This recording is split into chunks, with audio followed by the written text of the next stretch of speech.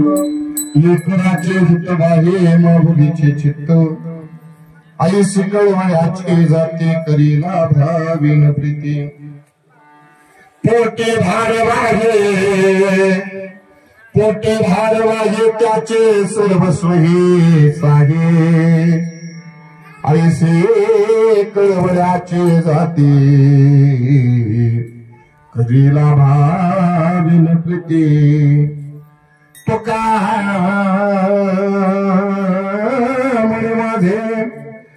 म्हणे माझे तुम्हा संतावरी ओझे ऐसे कळवळ्याचे जाती करीला भाविन प्रीती महायोग भेटे तटे भीमरत्यामरम पुंडरीकायला तुमलिंद्रे समागत दिष्टंतमानंद कंदम परब्रह्मलिंगम भजे पांडुरंगम पांडुरंगा करू प्रथम म्हणून दुसरे चरण संतांच्या त्यांच्या कृपादाने कथेचा विस्तार बाबाजी सद्गुरुदास तुका मनोजवं मारुतुल्यवेगं जितेन्द्रियं मध्यवतामृष्टं वातात्मजं वानरयुतमुख्यं श्रीरामदूतं शरणं प्रपद्ये शरण शरण जे हनुमंता तुम्हा आलो रामदूता काय भक्तीच्या त्या वाटा मज दावाव्या सुगटा आता अभिनव भाग विलासिनी जे चातुर्य अर्थ कला कामिनी ते शारदा विश्वमोहिनी नमिनिमिया नदी गोदा तत्वचा विलासी सदा प्रेजो सज्जना वैष्णवासे जया वर्णिता प्रेम अत्यंत चित्ता नमस्कार माझा श्री गुरु एकनाथा जोडनिया कर चरणी ठेवी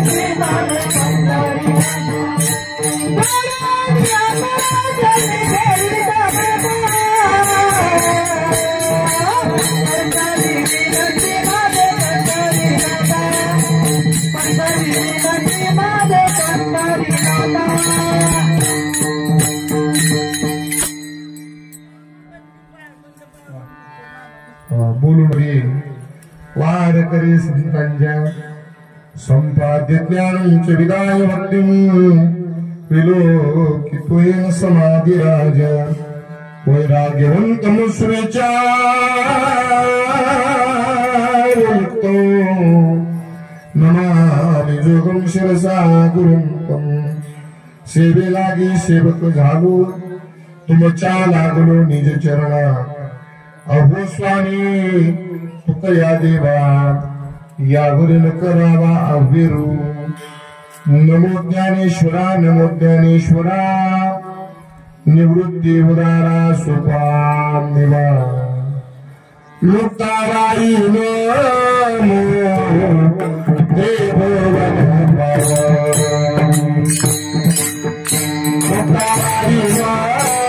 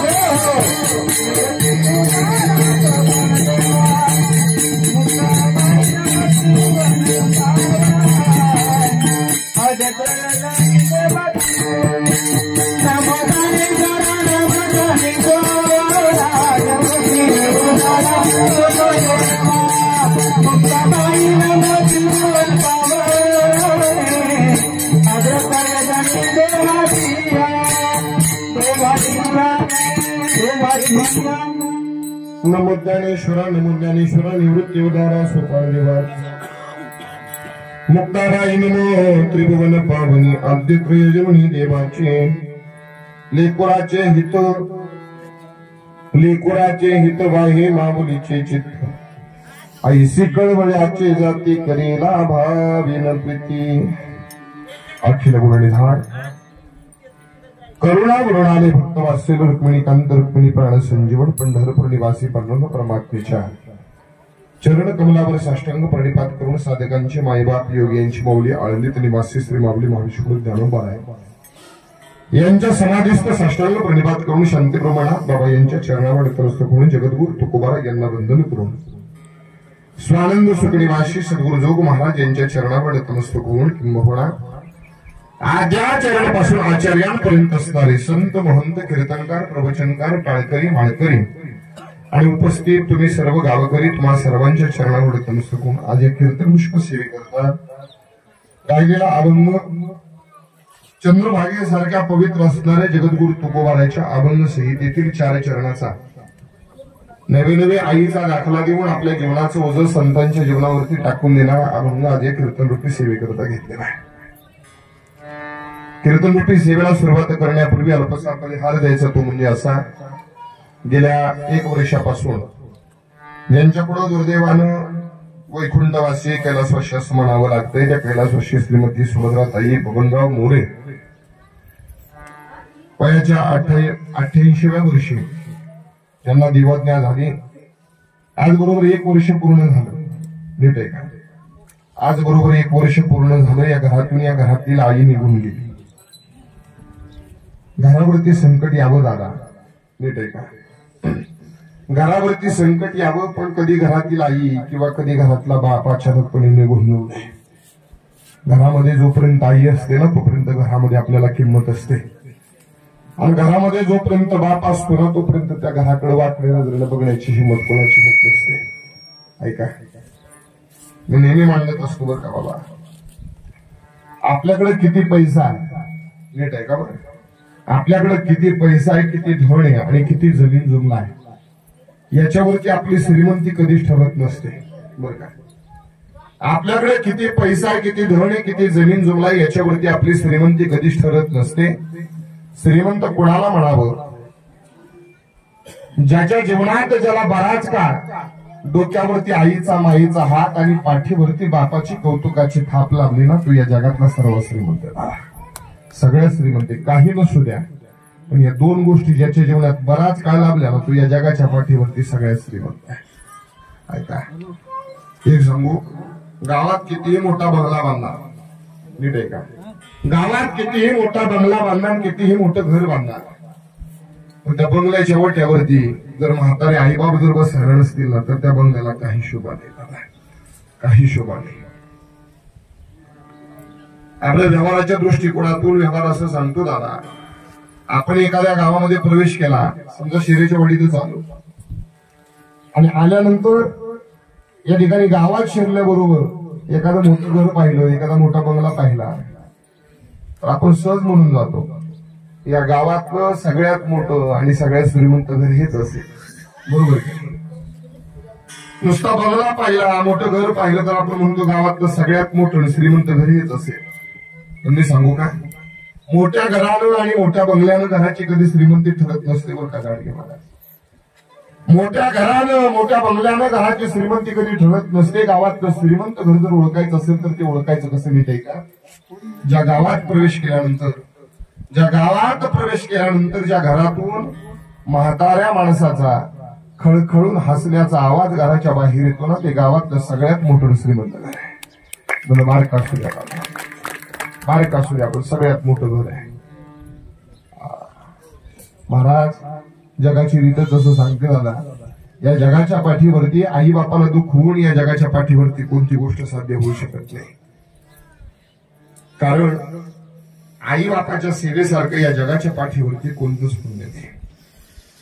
सगळी पुण्य महाराज, सगळी पुण्य ज्यांच्या चरणाजवळ लोटांगण घालतात ना, ते चरण म्हणजे आई बापाचे चरण. जीवनात बाकी काही केलं नाही तरी चालेल, पण आई बापाची सेवा करा. बाकी काही केलं नाही तरी चालेल. तीर्थाला जाऊ नको, नको चारी धाम, तीर्थाला जाऊ नको, नको चारी धाम, जरी तुझा देवाही त्यांना दे आराम. सद्गुणी पुत्र असावाया जाईल का, असावाया जाईल का, तसा पुंडलिक या जगात पुन्हा होईल का. महाराज, आई बापाची सेवा बघाया देव येईल का, तसा पुंडलिक या जगात पुन्हा होईल का. महाराज, आजची परिस्थिती अशी आहे महाराज, सगळे आपल्याकडं काही नाही असं नाही झाला. महाराष्ट्रात संतांची भूमी म्हणून ओळखलं जातं, पण या महाराष्ट्रामध्येच महाराज आई बापा करता वृद्धाश्रम निघावे, याच्यापेक्षा दुर्दैव काय असावा. सगळ्यात मोठं दुर्दैव एकच आहे दादा, महाराष्ट्रात टोटल 154 वृद्धाश्रम आहेत. 154 वृद्धाश्रमापैकी 78 वृद्धाश्रम फक्त आणि फक्त पुणे जिल्ह्यात आहेत दादा, पुणे जिल्ह्यात. काय दुर्दैव असावं दादा, या जगाच्या पाठीवरती महाराज आई बापाच्या सेवेसारखं दुसरं कोणतं पुण्य नाही. काही दिवसापूर्वी एका वृद्धाश्रमात गेलो होतो बरं का, आणि वृद्धाश्रमात गेल्यानंतर एक सुंदर वाक्य वाचायला मिळालं. सुंदर वाक्य असं होतं, खाली पडलेल्या सुक्या पानावरून चालत असताना जरा हळुवारपणे चाला. नीट आहे का, खाली पडलेल्या सुक्या पानावरून चालत असताना जरा हळुवारपणे चाला, कारण कालच्या कडक उन्हात आपण यांच्या सावलीत होतो, एवढं मात्र विसरू नका. ज्याला कळालं ना त्याला आपल्या वृद्ध आई बापाची सेवा करायला. जगाच्या पाठीवरती कोणतीच गोष्ट आपल्याला कमी पडणार नाही दादा, कारण आई बापाच्या सेवेसारखं दुसरं कोणतं पुण्य नाही. आई बापाला तो कोण काही साध्य होऊ शकत नाही. एक कवी सुंदर असं सांगतात दादा, माय पित्याला दुखवून जीवन, माय पित्याला दुखवून जीवन, होईल अर्थ शून्य रे, माय पित्याच्या सेवेसारख नाही जगती पुण्य रे. काय करते आई, नव महिने सांभाळले तुझला मातेने या उदरी. 9 महिने उदरामध्ये सांभाळते, दूध पाजते आणि आपले हवे ते लाड करते.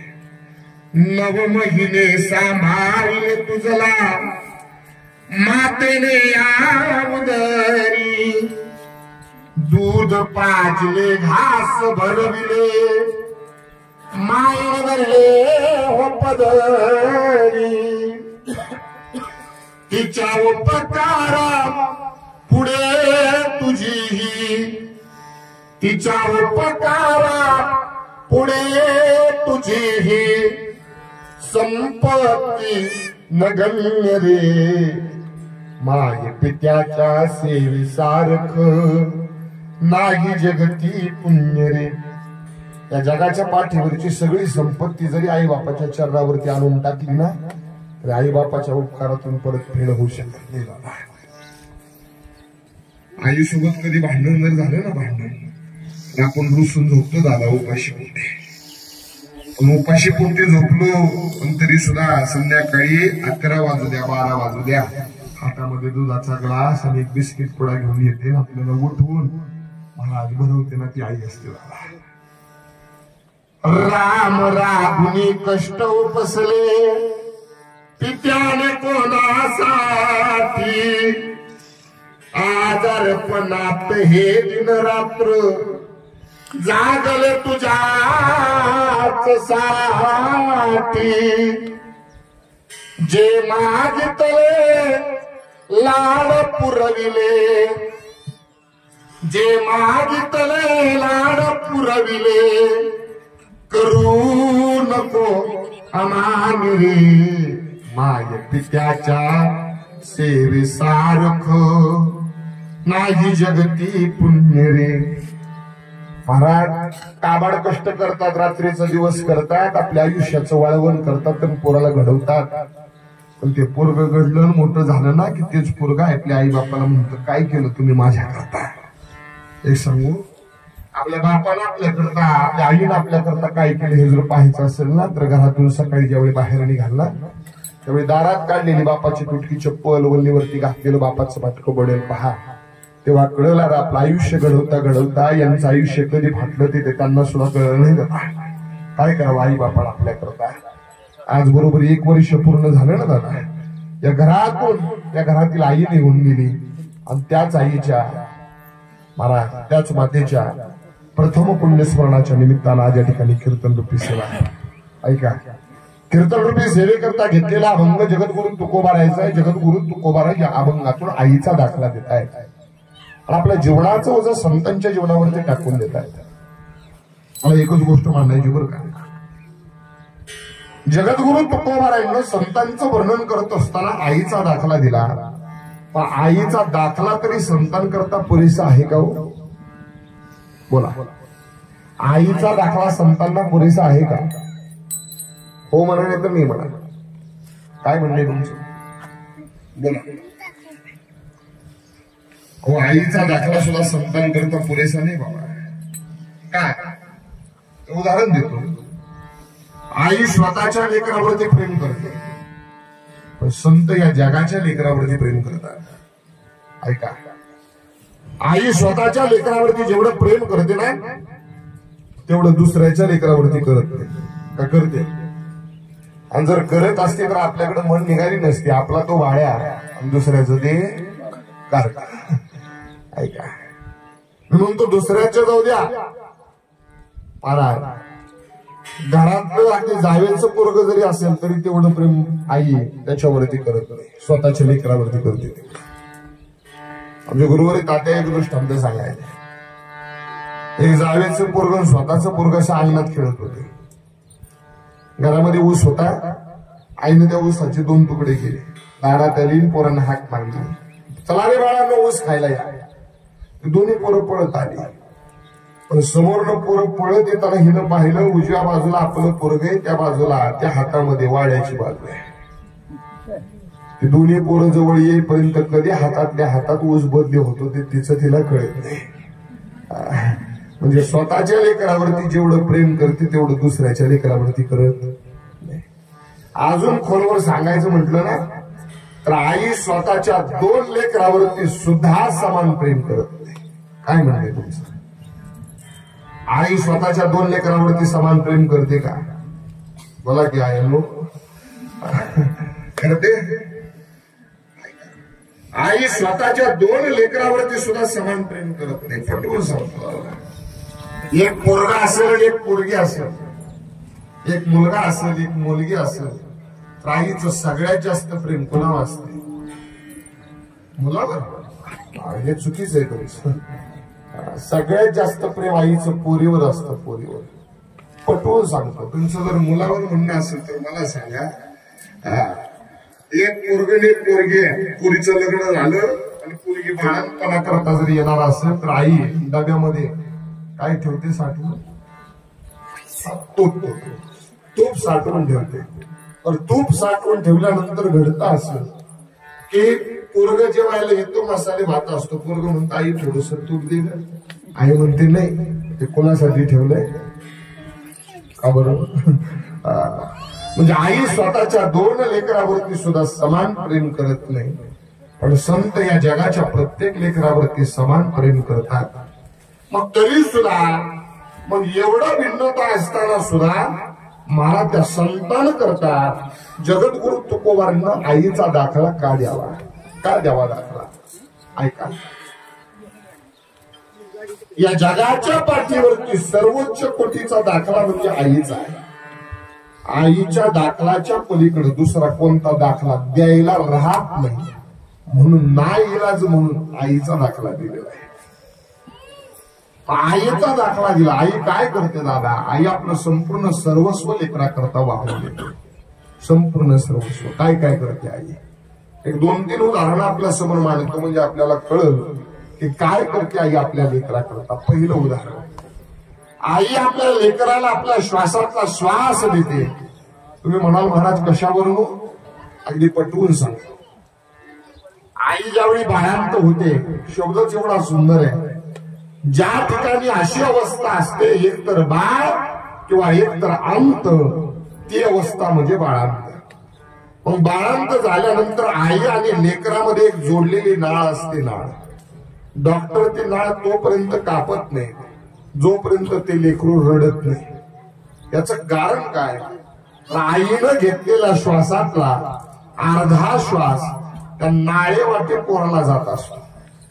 म्हणून डॉक्टर काय करतात? त्याला चिमटा घेतात, एखादा फटका मारतात आणि त्याला रडायला लावतात. मग ते पोरग रडलं की त्याच्या नाकातली जी घाण असते मला ती घाण बाहेर निघते आणि ते स्वतःच्या नाकाने श्वास घ्यायला तयार होतं. मग स्वतःच्या नाकाने श्वास घ्यायला तयार झालं की मन नाळ कापली जाते. महाराज म्हणजे आई आपल्या श्वासातला श्वास लेकराला देते. महाराज काय द्यावं आईला अजून एक गोष्ट मांडू दादा. बाळांपण होण्याच्या अगोदर तर महाराज सगळ्या गोष्टी पाळतेच पाळते, पण महाराज बाळांपण झाल्यानंतर सुद्धा जोपर्यंत पोरग महाराज दूध पित असतं तोपर्यंत त्या आई महाराज तोंडाला चव सुद्धा लागणार नाही इतकं आळणी आणि महाराज त्या लेकरासाठी खाते. महाराज का काय करावं अजून आईनं आपल्याकरता? अजून एक गोष्ट मांडली दादा. आई आपल्या लेकराला दादा रक्त देते. रक्त तुम्ही म्हणाल महाराज कसं काय हो? उदाहरण, एखाद्याचा जर अपघात झाला आणि त्याला जर रक्ताची गरज पडली तर महाराज डॉक्टर त्याचा ब्लड ग्रुप चेक करतात आणि सांगतात तुम्हाला या ब्लड ग्रुपचं रक्त आणावं लागेल.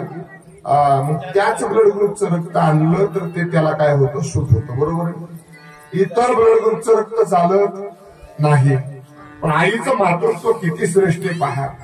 आईच्या उदरामध्ये ज्यावेळी लेकरू असतं ना त्यावेळी आईचा ब्लड ग्रुप कोणताही असू द्या आणि त्या लेकराचा ब्लड ग्रुप कोणताही असू द्या, पण तरी सुद्धा आईनं पुरवलेलं रक्त लेकराला सूट होतं. हे आईचं मातृत्व सिद्ध करतं.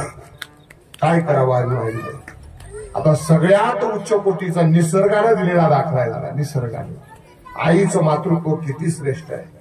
निसर्ग सांगतो दादा, आई आपल्या लेकराला हाडं देते. हाडं तुम्ही म्हणाल महाराज कशावरून? आईनं पाजलेल्या दुधापासून हाडाची निर्मिती आहे. म्हणून महाराज निसर्ग सुद्धा दाखला देतोय. काय दाखला आहे? तर माणूस मेल्यानंतर त्याला जाळण्यात येतो. ओके, तुमच्याकडे मरायच्या आधी जाळतात का? जरा होत तरी म्हणायचे माणूस मेल्यानंतर त्याला जाळण्यात येतं. बरं, जाळल्यानंतर सगळं जळतं बाबा, सगळं. पण हाडं कधी जळत? ऐका, सगळं जळतं पण हाडं कधी जळत नाही.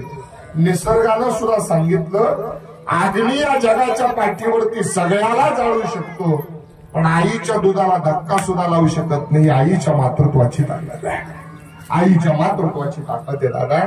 आई काय करते? आपल्या लेकराकरता आपलं संपूर्ण सर्वस्व वाहून देते आणि आपल्या लेकराचं ओझ आयुष्यभर आपल्या पाठीवरती वाहवते ना दादा. त्या आईचं वर्णन करत असताना, त्या संतांना दाखला देत असताना त्या आईचा दाखला देतात अभंगाच्या पहिल्या चरणामध्ये.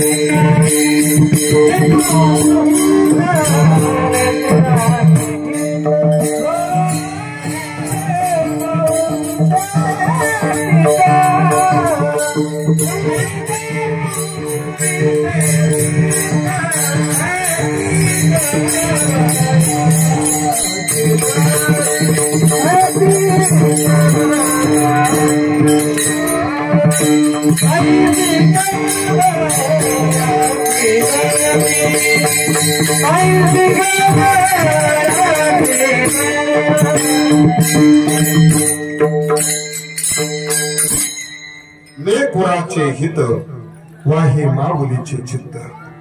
महाराज तुकोबरे सांगतात, त्या आईचा दाखला देतात. महाराज, आईचा दाखला का? आता इतर कोणत्याही नात्याचा दाखला चालला असता महाराज, पण आईचा दाखला का? याचं कारण आहे, इतर बाकी नाते आहेत ना, ते आपल्यावरती प्रेम करतात पण ते स्वार्था करता करतात. पण या जगाच्या पाठीवरती निस्वार्थपणे आपल्यावरती प्रेम करणारी या जगाच्या पाठीवरती दोनच नाते आहेत. एक म्हणजे आई, दुसरं म्हणजे बाप. निस्वार्थपणे कोणत्याही गोष्टीचा स्वार्थ न साधता आपल्यावरती प्रेम करतात. बाकी नाते आपल्यावरती प्रेम करतील पण त्या प्रेमासोबत त्यांच्या मनामध्ये आपल्याबद्दल कळवळ असेल याची शाश्वती नाही. पण प्रेमासोबत कळवळ असणारी दोनच नाती, एक म्हणजे आई, दुसरं म्हणजे बाप. ऐका, बाकी नाती स्वार्था करताय. बायको आपल्यावरती प्रेम करते कुठपर्यंत? जोपर्यंत महिन्याचा पगार शिल्लक आहे तोपर्यंत. बहीण आपल्यावरती प्रेम करते कुठपर्यंत? मी नाही सांगत, जवानी झाले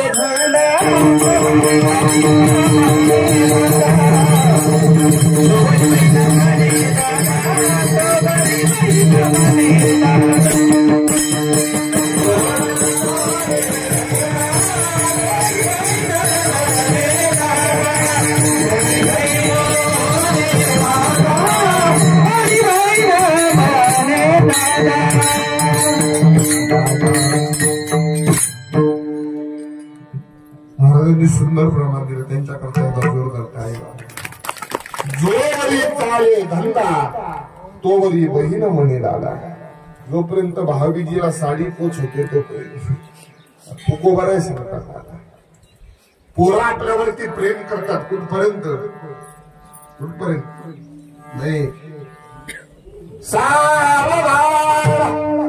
बस एवढं झालं ना की पोरं सुद्धा आपल्यावरती प्रेम करत नाही दादा. पण निस्वार्थपणे शेवटपर्यंत कोणत्याही गोष्टीचा स्वार्थ न साधता आपल्यावरती प्रेम करतात त्या आई बाप.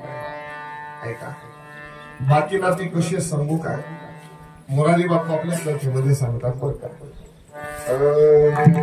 कसमे वादे प्यार वफा सब बात है बातों का क्या, कसमे वादे प्यार वफा सब बातें हैं बातों का क्या, कोई किसी का नहीं रे झूठे, कोई किसी का नहीं रे झूठे, वादे हैं वादों का क्या,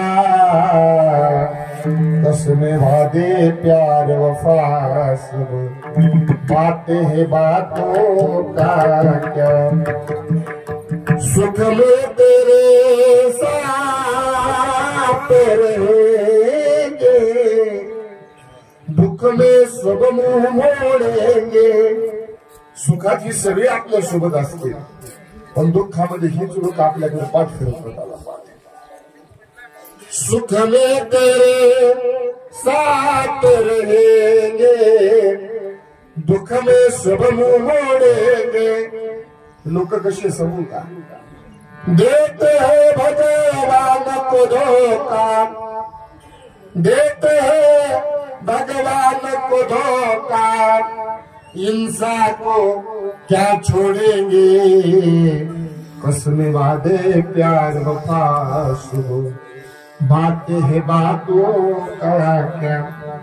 महाराज मुरारी बापूंच्या कथेमध्ये म्हणतात, मला ही लोक देवाला धोका द्यायला कमी करत नाहीत, आपण तर सामान्य माणसे ना, आपल्याला का धोका देणार.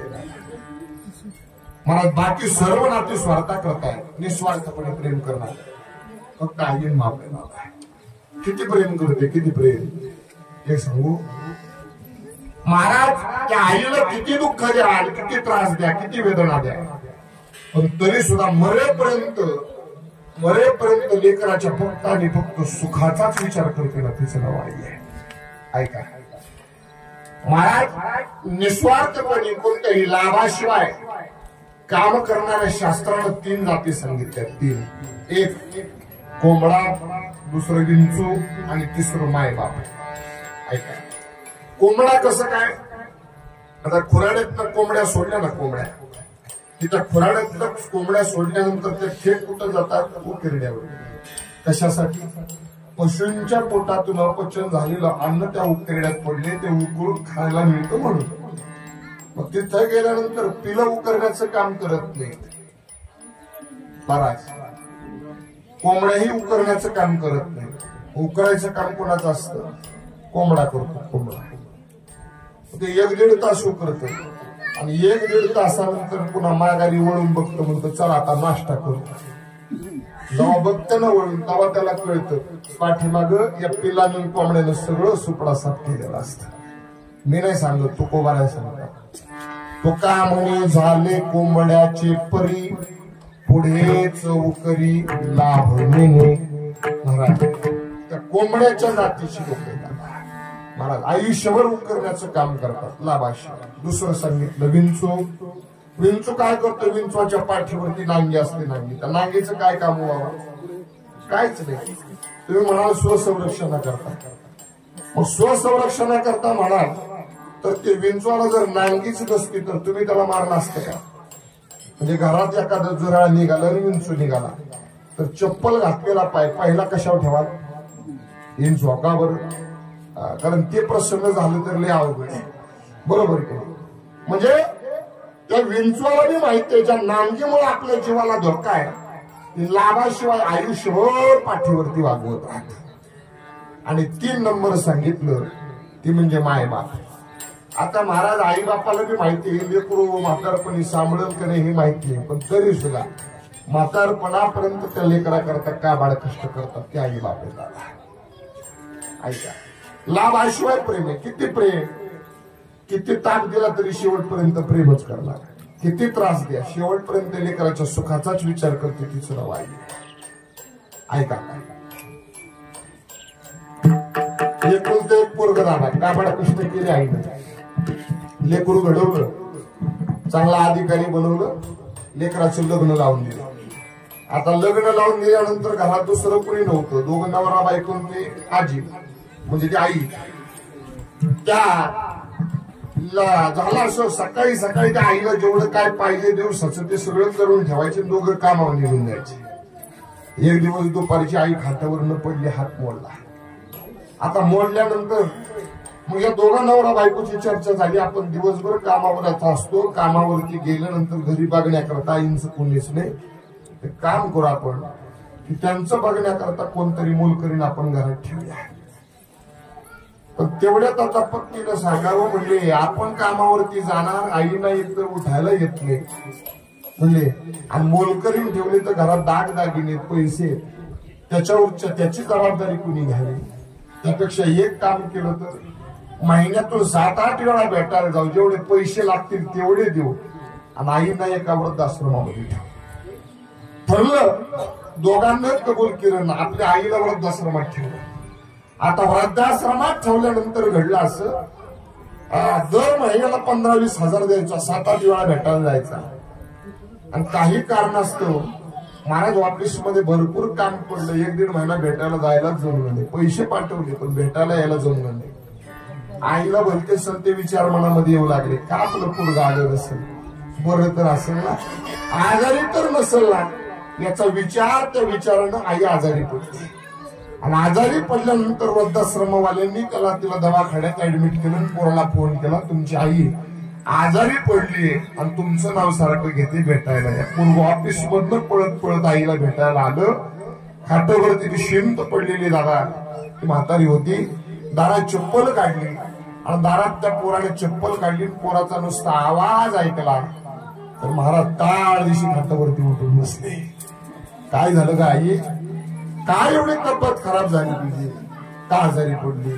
पोराला विचारावं, आईने सांगावं मला काय नाही रे, दर महिन्याला 7-8 वेळा भेटायला येणारा तू 1-1.5 महिना झालं भेटायला चाला नाही, तुझीच काळजी वाटत होती.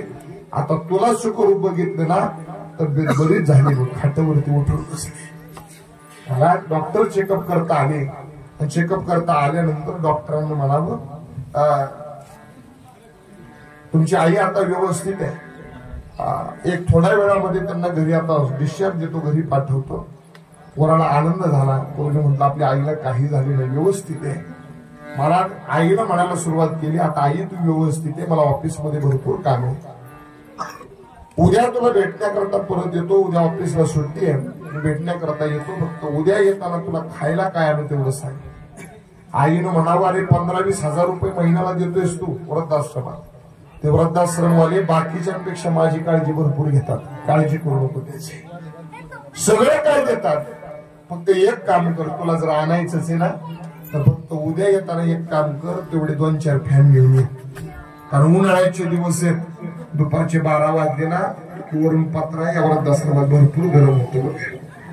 त्या पोरानं विचार केला, अरे 10-15 वर्ष झालं आपल्या आईला या वृद्धाश्रमात ठेवलेलं, पण या 15 वर्ष झाले, या 15 वर्षात आईनं कधी फॅन मागितले नाही, तिला गरमही झालं नाही. आज फॅन का मागावे म्हणून प्रश्न पडला. म्हणून आईला विचारावं, आई आता 15 वर्ष झालं वृद्धाश्रमात, मग 15 वर्ष जेव्हा टाकलं ना त्याच वर्षी तुम्हाला सांगायचं ना या वृद्धाश्रमात भरपूर गरम होतं, तेव्हाच तुला फॅन बसवून दिले असते ना, आता एवढ्या उशिरा सांगायची काय गरज होती. तर आईनं दिलेलं उत्तर, आई म्हणते अरे बाळा आता माझे राहिले किती दिवस, 1-1.5 वर्षात मी मरून जाईल म्हणे. पण 1-1.5 वर्षात मरून जाईल, पण यदा कदाचित मी मेल्यानंतर तू म्हातारा झाल्यावर तुझ्या पोरांना जर तुला या वृद्धाश्रमात ठेवलं तर तुला गरम होऊ नये याची काळजी वाटते, याची काळजी वाटते. तिचं नाव आई आहे, तिचं नाव आई आहे. मातेची अति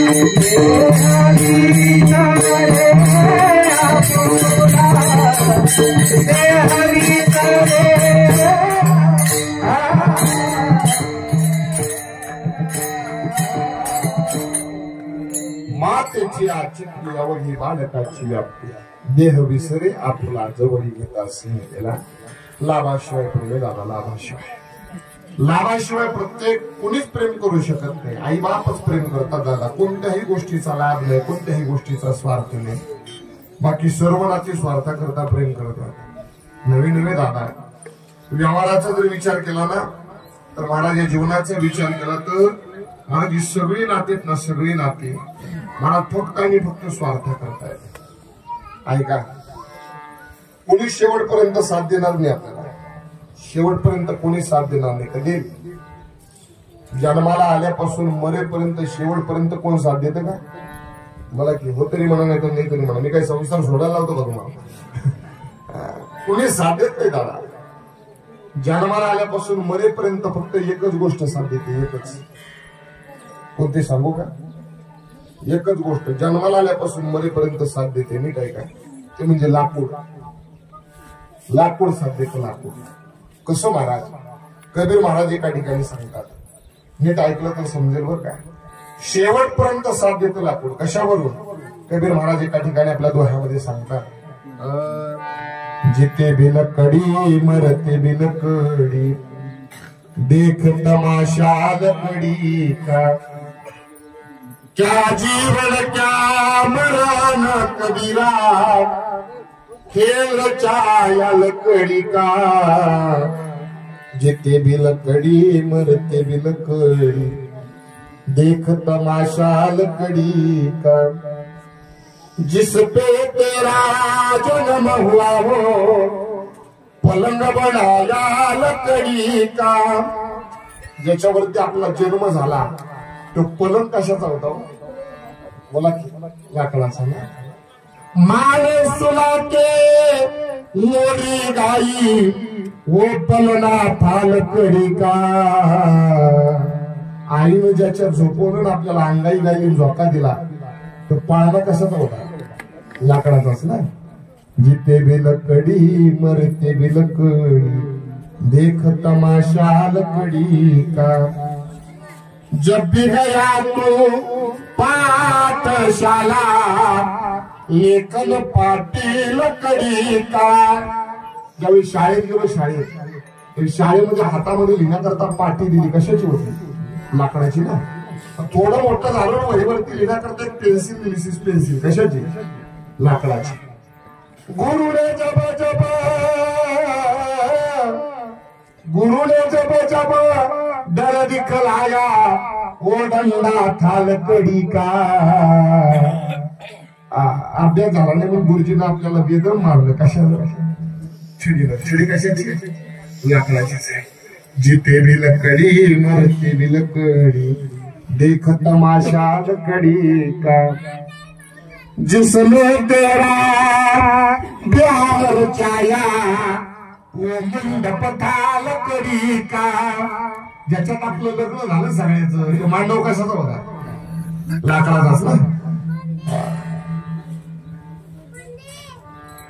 अजून विचारू? हे पोकणी करा मला लय झालं. आता आपण म्हातार होणार बरोबर.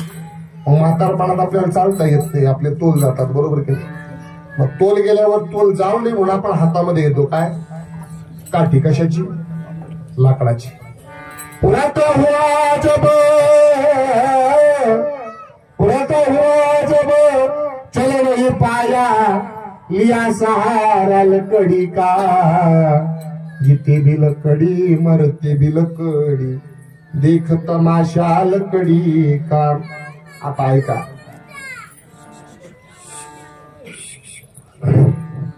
जिते भी लकड़ी मरते भी लकड़ी देख तमाशा लकड़ी का.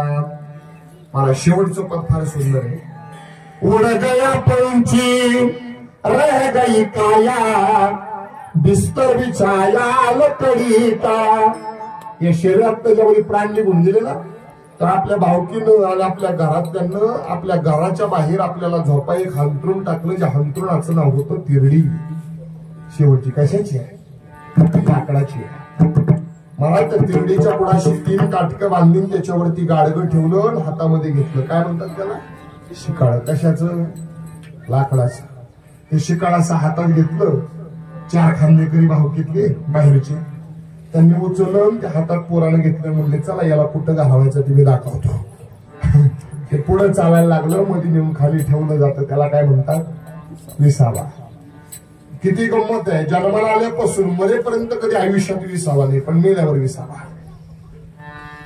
स्मशानभूमीमध्ये नेलं आणि एका क्षणात बरं का, एका क्षणात या देहाची राख रांगोळी केली. तो शेवटचा ढीक कशाचा होता? लाकडाचा.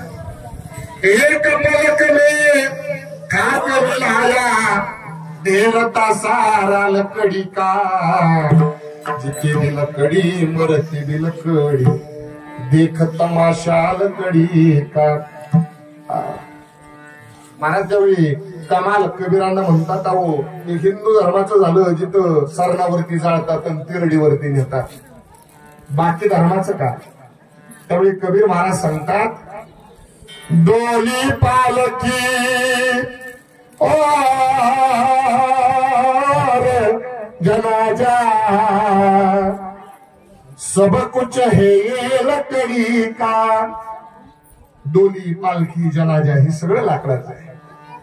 मरते दम तक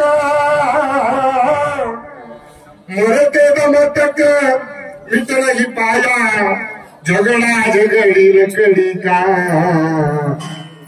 मरेपर्यंत मिटलं ना आपलं, या झाडापर्यंत मी त्या झाडापर्यंत तू.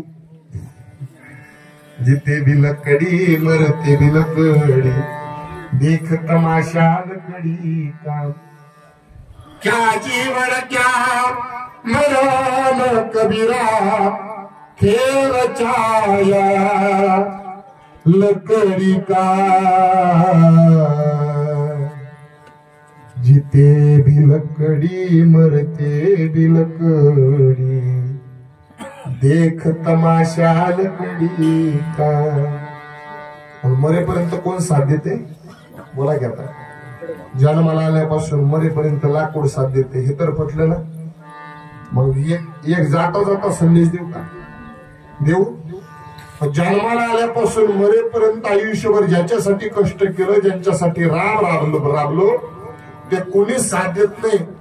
जर लाकूड साथ देत हे जर कळलंच आहे, तर जन्माला आल्यावर मरेपर्यंत आपल्याला मेल्यानंतर जाळाय पुरतील तेवढी तरी 2 झाडं जीवनात लावून ठेवा.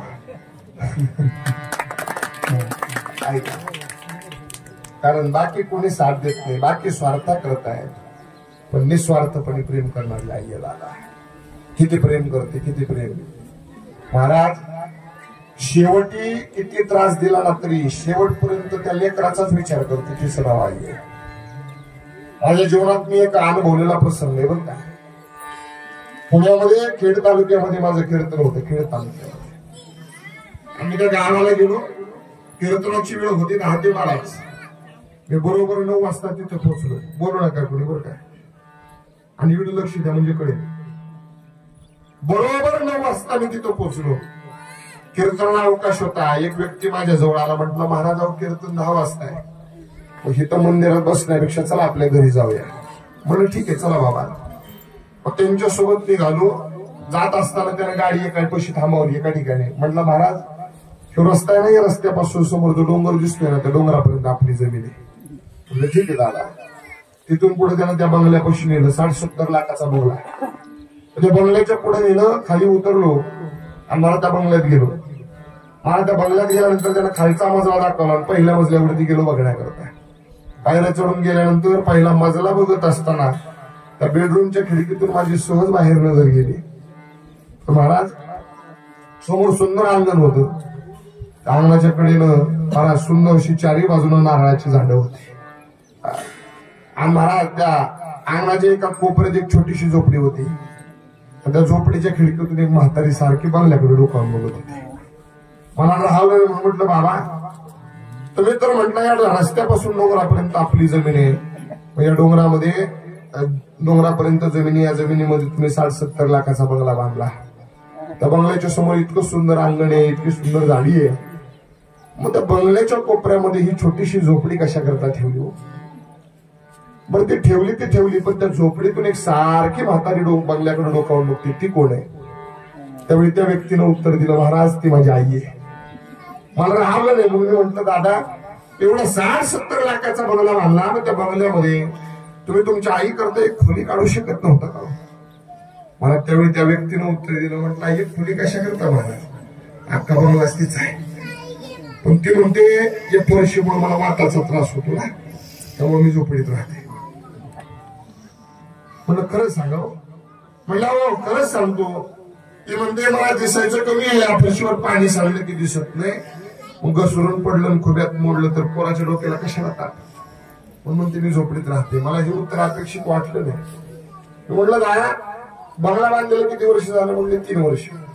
आईला दिसायचं कमी कधीपासून? म्हणजे 5 वर्ष. वाताचा त्रास म्हणजे 8-10 वर्ष झाले. मग बंगला बांधायच्या अगोदर तुम्हाला माहिती होतं ना आईला वाताचा त्रास आहे, दिसायचं कमी आहे, मग त्या आई करता एक बिना फरशीची खोली झालीच असती, का नाही बांधली? पण राहिलो नाही. मी तिथून खाली आलो आणि त्या झोपडीत आलो. त्या आई जवळ येऊन बसलो. त्या आईचं दर्शन घेतलं. आईला म्हटलं, आई लेकरांनी एवढा 60-70 लाखाचा बंगला बांधलाय, त्या बंगल्यात राहायचं सोडून तिथं झोपडीत कशा करता राहता? तर त्या आईनं उत्तर दिलं बरं का, खरं नाही बोलली. डोळे पाण्याने डबडबले होते. म्हणजे महाराज म्हणले वाताचा त्रास आहे, त्या फरशीमुळे गार फरशी असते, वात होतो, पाय हातपाय दुखतात, त्यामुळे म्हणते मी झोपडीत राहते. म्हणजे खरं सांगा आई? अहो खरं सांगते मला, त्या फरशीवरती पाणी सांडलेलं असतं ते दिसत नाही, घसरून पडले आणि कुठेतरी मोडले तर पोराच्या डोक्याला कशा होतात, म्हणून ते मी झोपडीत राहते. मला शेवटी नाही लागत असतो. त्या आजीला म्हटलं, आजी तुम्हाला तुमच्या लेकराची शपथ आहे, खरं सांगा तुम्ही झोपडीत का राहता? मला पोराची शपथ दिली की त्या डोळ्यातलं चटकन पाणी खाली आलं. म्हणजे महाराज अहो झोपडीत राहायची हाऊस कोणाला आहे? म्हणजे खरं सांगू काय, म्हणजे पोरग जन्माला आलं ना, 2 महिन्याचं लेकरं होतं, तेव्हा कपाळाचं कुंकू निघून गेलं. तेव्हापासून दुसऱ्याच्या बांधावरती मोलमजुरी करून आज पोराला हितपर्यंत घडवलं, चांगलं शिकवलं आणि अधिकारी बनवलं. हे सगळं पोरानं केलं. मी काही नाही, फक्त पोराला अधिकारी बनवायचं काम केलं. हे बाकी सगळं कमवलं पोरानं, सगळं विकत घेतलं पोरानं, बंगलाही पोरानं बांधला. मी म्हटलं आता आपलं वय झालं 75-80च्या घरात गेलो आपण गेल्यानंतर आपल्या नवसानं पोरग जन्माला आलं होतं. आपण गेल्यानंतर त्या पोराला 2 वेळचं अन्न घालण्याकरता कोणीतरी असावं म्हणून म्हटलं 2चे 4 हात करून द्यावे. आणि तिथं चुकलं बघा. येणारा 2 हात होता ना, त्या 2 हातानं धरण घराच्या बाहेर काढलं. पण आता काढले ना बाहेर, मग कशाला त्या बंगल्याकडे डोकावून सारखं बघताय? तर त्या आईनं दिलेलं उत्तर मला एक सांगायचं, शेवटपर्यंत लेकराच्या सुखाचा विचार करते, तिचे नाव आई आहे. त्या आईनं उत्तर दिलं, नसतं बघितलं महाराज त्या बंगल्याकडे, कशाला बघितलं असतं डोकावून? एक सांगू काय, 2 महिन्याचं लेकरू होतं ना, तेव्हा कपाळाचं कुंकू निघून गेलं. तेव्हापासून आम्ही माया लेकरं दोघंच घालत. तेव्हापासून या शरीराला सवय लागली ना, त्या लेकराचं तोंड बघितल्याशिवाय कशा खाली अन्न होत नाही बघा. त्यामुळे लेकरू कामावरती गेलं ना, कामावरती जात असताना फक्त या खिडकीतून त्या लेकराचं तोंड बघते, तेव्हा कुठं कशा खाली अन्न उतरतं ना, म्हणून बघत असते. तिचं नाव आई आहे. दुर्दैव समाजाचं दादा, दुर्दैव एकच आहे, आयुष्यभर कामार कष्ट करून आई लेकराला सांभाळते. म्हातारपणी तीच आई बाप आपल्याला जड होतात. ऐका महाराज, आपण लहान होतो ना, लहान असताना दादा महाराज एक प्रश्न आपण 7-7, 8-8 वेळा त्या आईला विचारायची, पण तरी सुद्धा कधी महाराज ती रागवत नव्हती. 7-8 वेळा आपल्याला उत्तर द्यायची. पण म्हातारपणी थोडीशी बुद्धी कमकुवत झाली तर आपल्या आईनं एक प्रश्न फक्त 3 विचारल्यानंतर एकदा सांगितलेलं कळत नाही का महाराज? हे का आपण म्हणावं, का म्हणावं महाराज? तिनं आपलं बालपण जसं सहन केलं ना, तसं आपण सुद्धा म्हातारपण सहन केलंच पाहिजे ना. त्याला काय असते, आई आयुष्यभर काबाड कष्ट करावं, लेकराचा सांभाळ करावा, तिचं नाव आई झाला. पण दुर्दैव समाजाचं, घरामध्ये मातीचा उंदीर असेल तर आपण त्याची पूजा करतो दादा, पण प्रत्यक्षात उंदीर समोर आला तर आपण त्याला मारल्याशिवाय नाही राहत. घरामध्ये मातीचा नाग असेल तर आपण त्याची पूजा करतोय, पण प्रत्यक्षात नाग समोर आला तर आपण त्याला मारल्याशिवाय राहत नाही. आई वडील फोटोत असतात, प्रतिमेत असतात, त्यावेळी आपण त्यांची पूजा करतो, पण प्रत्यक्षात आई वडील ज्यावेळी जिवंत असतात त्यावेळी आपण त्यांना विचारत सुद्धा नाही. असं म्हणतात मेलेल्या माणसाला खांदा दिल्यानंतर पुण्य मिळतं.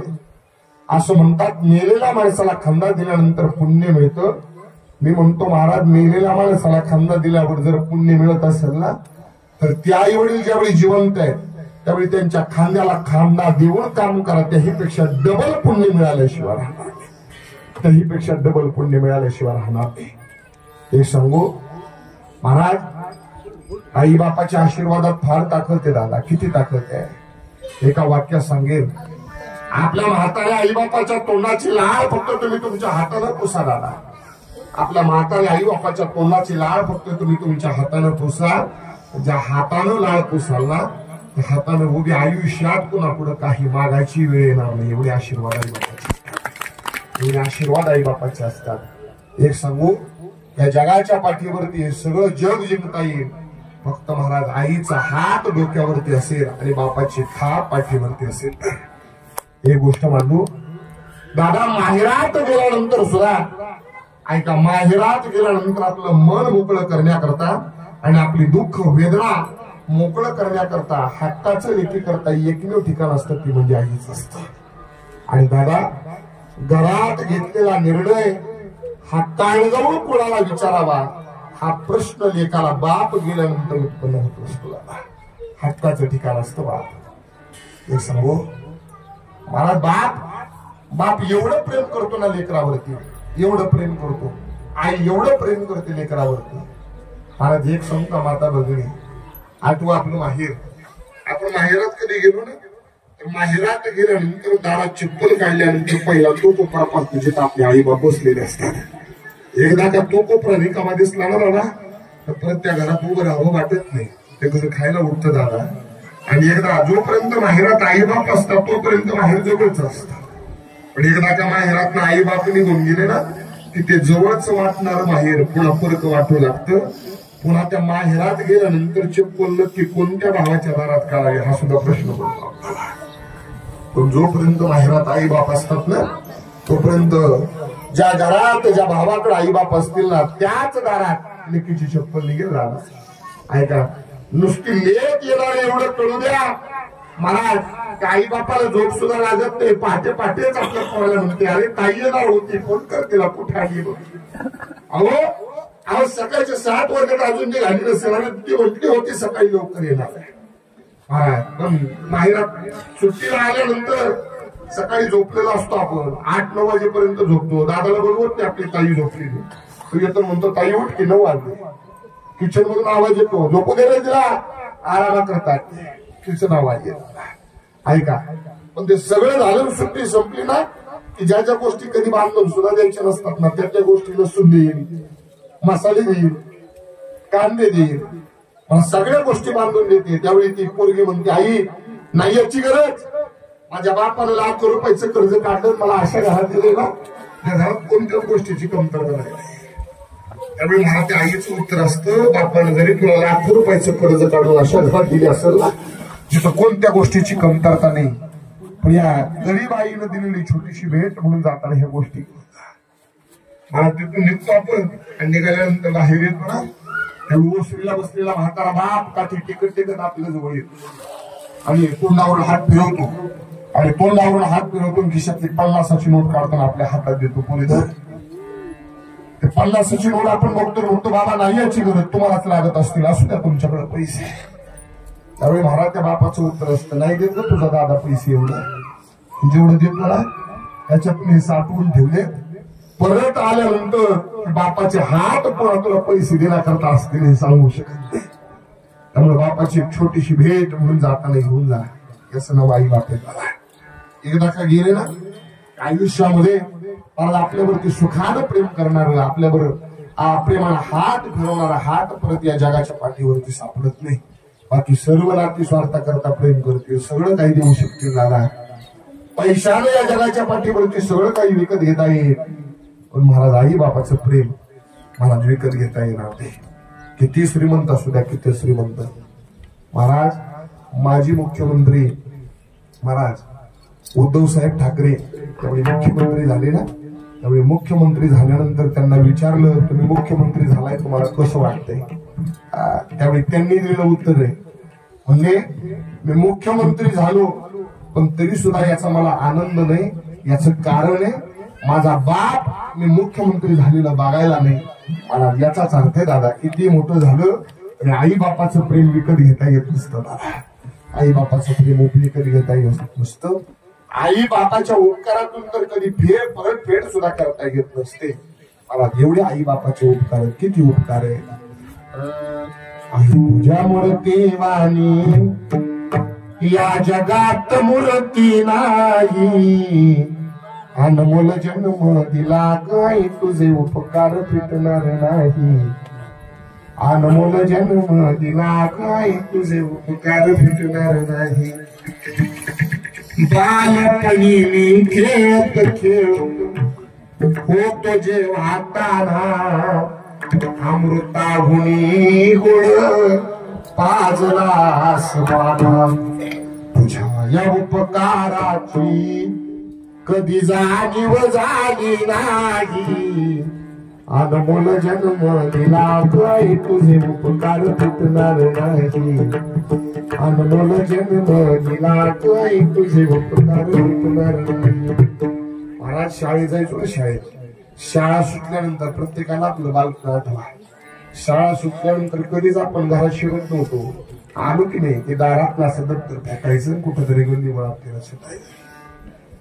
महाराज मग गल्ली बोळात फिरत सुटलं का नाही की रात्री उशीर झाला तर गल्ली बोळात आपल्याला धुतणारी आई असते ना. शाळेतून घरी येताना आई उशीर मजला होई. गल्लोगल्ली पाहित फिरे ग तू आई. तुझ्या या प्रेमाची कधी जाणीव झाली नाही. अनमोल जन्म दिला काय तुझे उपकार फिटणार नाही. हाडाची काढ करते, रक्ताचं पाणी करते, ती सुद्धा वाहिये. हाडाची तू काढ करोडी केल रक्ताचे पाणी. तुझ्या सारखे कष्ट गाई केली नाही कोणी. तुझ्या या कष्टाची तुझ्या या कष्टाची कधी जाणीव झाली नाही. अनमोल जन्म दिला काय तुझे उपकार फिटणार नाही. अनमोल जन्म दिला काय तुझे उपकार फिटणार नाही.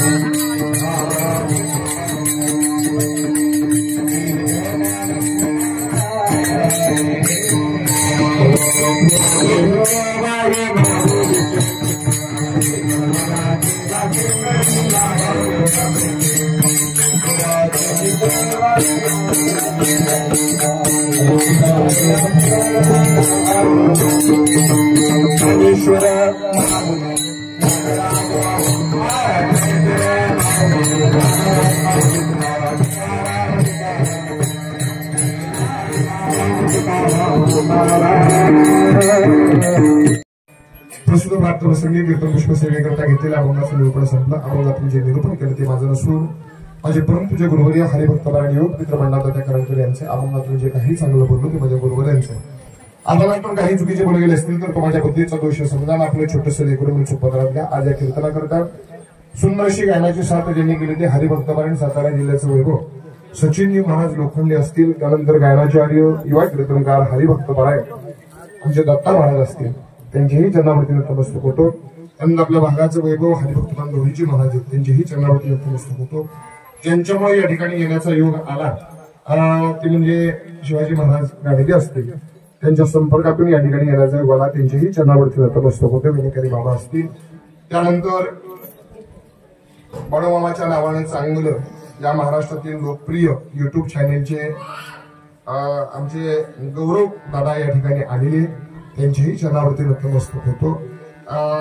यानंतर अगदी या ठिकाणी कैलासवासी श्रीमती सुभद्राताई बबनराव मोरे महाराज यांच्या प्रथम पुण्यस्मरणाच्या निमित्ताने या ठिकाणी सेवा होती. त्यांच्या पाठीमागे त्यांचे 3 चिरंजीव, त्यातील आमचे युवराज दादा आहेत, ते म्हणजे रिटायर फौजी आहेत. त्यानंतर 2 मुलं शेती करतायत, ते हनुमंत दादा असतील, कैलास दादा. एक कन्या होती, पण अगदी दुर्दैवानं महाराज या आईंच्या अगोदरच त्यांना देव आज्ञा झालेली आहे. त्याच्यानंतर अगदी नातवंड नाती सुना हा संपूर्ण परिवार आहे. या संपूर्ण परिवाराला या दुःखातून सावरण्याकरता ताकद देव एवढीच प्रार्थना करतो, भगवंताच्या चरणावर एवढीच प्रार्थना करेल, या आईंच्या आत्म्याची शांती लाभो एवढीच प्रार्थना करतो आणि या संपूर्ण कुटुंबाला या दुःखातून सावरण्याची ताकद देऊ एवढीच प्रार्थना करेल. पाठीमागे जी लहानशी लेकरं त्यांच्याकरता एकदा जोरदार टाळी वाजला. अगदी 1-2 मिनिटात सांगेल. आपल्या जवळ सुळशी या गावामध्ये गरीब घरातील आणि ज्यांच्या डोक्यावरून आईवडिलांचं छत्र हरवले अशा 25 मुलांचा सांभाळ सुळशी या गावामध्ये आम्ही करतोय. कधी जर सुळशीला आला तर हे गुरुकुल पाहण्याकरता आवर्जून या अशी विनंती करतो. नवे जाता जाता एक सांगेल. गेल्या 8 महिन्यापूर्वी पुढारी पेपरला एक बातमी होती. कोरोनाच्या काळात आई वडील वारल्यामुळे अनाथ झालेल्या मुलांचा आकडा सातारा जिल्ह्यामध्ये 1394. आम्ही प्रत्येकापर्यंत पोहोचू शकत नाही, पण आम्ही एक जबाबदारी आपल्यावरती टाकतोय. आपल्या नजरेमध्ये जर एखादा असा पोरगा असेल ज्याच्या डोक्यावरून आईवडिलांचं छत्र हरवलंय, तर त्यानं निश्चित आमच्याशी संपर्क साधा. त्याच्या संपूर्ण आयुष्याची आणि शिक्षणाची जबाबदारी घेण्याकरता आम्ही संपूर्ण तयार आहोत. फक्त आमच्यापर्यंत पोहोचा एवढीच विनंती करतो. कधी जर सुळशीला आला तर नायगाव सोडल्यानंतर न्यू इरा इंग्लिश मिडियम स्कूल आहे. त्या इंग्लिश मिडियम स्कूलच्या बरोबर समोर गुरुकुलचं बांधकामही छोटंसं चालू आहे. त्या बांधकामाकरताही कोणाला जर काही देणगी द्यायची असेल तर कृपया या ठिकाणी दत्ता महाराज यांच्याशी संपर्क साधा अशी विनंती करतो. आणि झालेली संपूर्ण सेवा भगवंताच्या चरणावरती समर्पित करतो आणि सेवेला या ठिकाणी पूर्ण